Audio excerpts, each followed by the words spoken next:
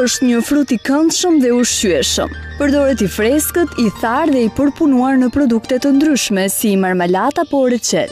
Përmban shumë karbohidrate, që në fiqte e thatë arrin mbi 60%, si dhe albumina e yndyrna.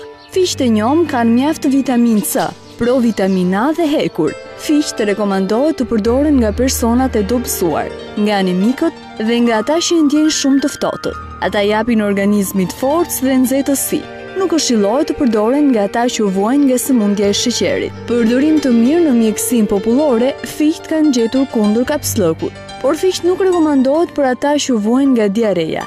Rastet e acarimit të faringut, të mishrave të dhëmbëve dhe të rrugëve të frymëmarrjes, lëngu i përgatitur nga zjerrja e fiqve i jep rezultate shumë të mira.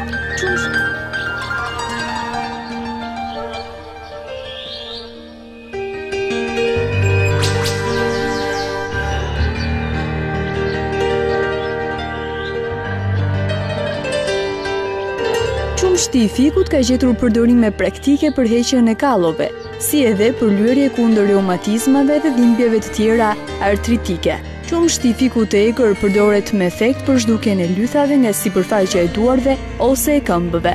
Lëngu qumështor i këtij fruti është shumë i dobishëm. Ai shëron lythat dhe reumatizmin me të lyer dhe fërkuar në vendet e sëmura me qumshtin e tij. Prej pranverës së vonshme deri në vjeshtën mesatare, me qumshtin e fikut që del nga këputja e gjetheve, lyen 3 herë në ditë vendet përkatëse.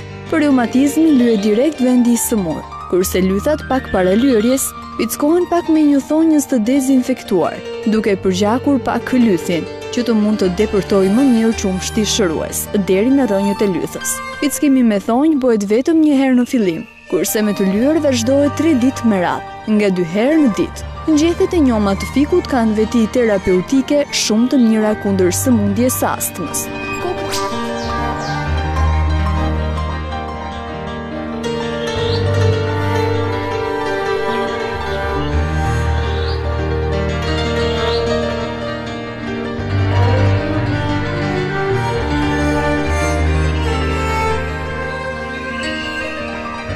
Kokrat e fikut të njoma dhe të thata shërojnë veshkat e sëmura dhe çaji përgatitet në këtë mënyrë, ku merren 7 ditë me radhë nga 7 kokra fiq të pjekur mirë, duke i ngrënë çdo ditë në mëngjes esëll.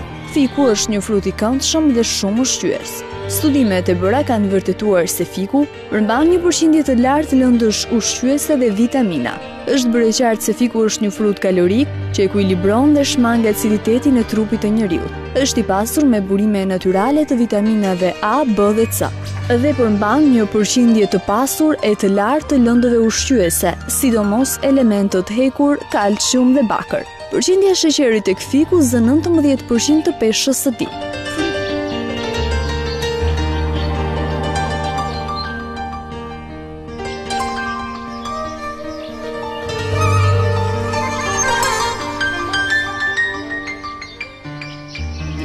Fryti i fikut është i dobishëm për gratë shtatzëna gjithënëse, ndërsa në aspektin kurativ, fiku është i dobishëm, mbrojtës e shërues i sëmundjeve të aparatit tretës, kapslëkut, sëmundjet e gojës dhe mishit të dhëmbëve.